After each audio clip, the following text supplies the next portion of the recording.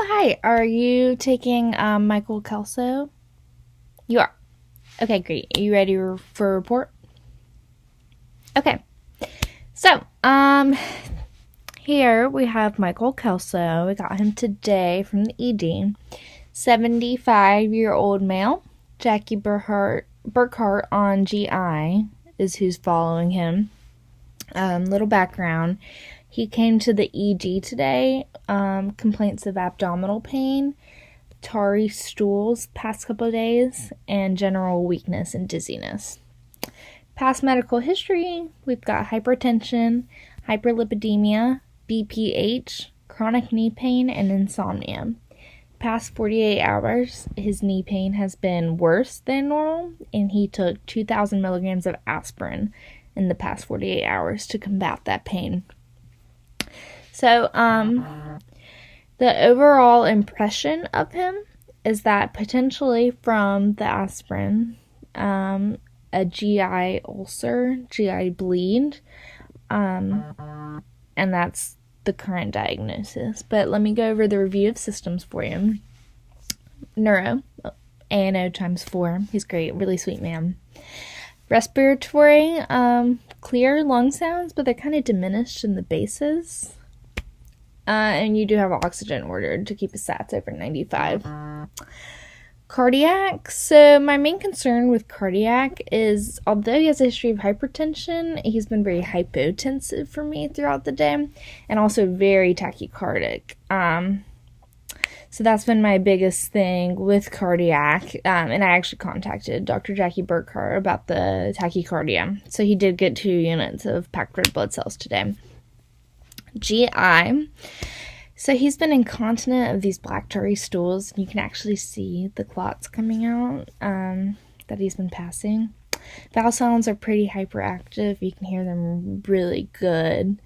And then when you palpate his abdomen, it's firm, but it's also tender, and it kind of hurts him when you palpate it. So I try to be soft, but I gotta feel it, you know. He did drink a Go Lightly as much as he didn't want to, and the family had a bunch of questions about that, but we had him drink a Go Lightly, and now he's recently complained of nausea in the past hour, and I did give him 2 milligrams of Reglan for that. GU within defined limits. I haven't had any problems there. Skin wise, he's pale, he's gray, he's diaphoretic. That's how I can kind of tell that he's bleeding somewhere. Pain, he does occasionally grimace from the pain, and he has morphine, PRN, and I have given it, and that didn't help his tachycardia. That was another reason why I called the doctor about that. So, he definitely is in pain, especially in his abdomen area, so, yeah. So, labs. His hemoglobin was 8.4 and hematocrit was 26.2. Other than that, the electrolytes looked pretty good.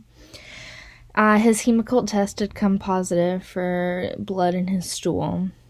So yeah, the overall impression is potential GI bleed.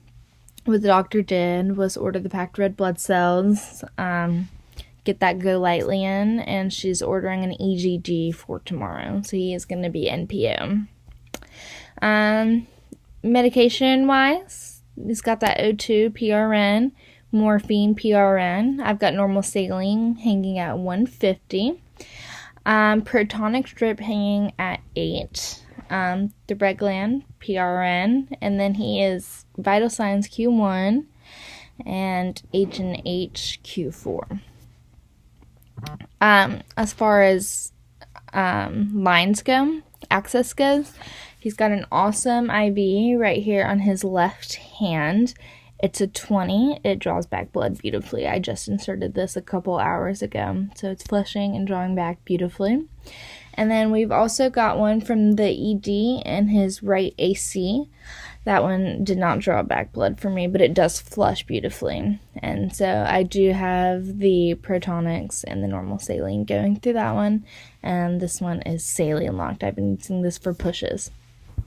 Yeah, family was here earlier. They were very inquisitive, just asking about the Go Lightly, about what an EGD is. it just seems like a different world for them to see him in the ICU. So I feel like I educated them well, and I think they said they'll be back tomorrow, so you might not see them. But overall, very nice patient, very nice family. I hope the best for him. I'm not back tomorrow, so I won't see how things go. But yeah, I hope that EGD goes well. I hope they figure out what's going on with him. Do you have any questions for me? Nope. All right. Well, have a good shift. I hope everything goes well.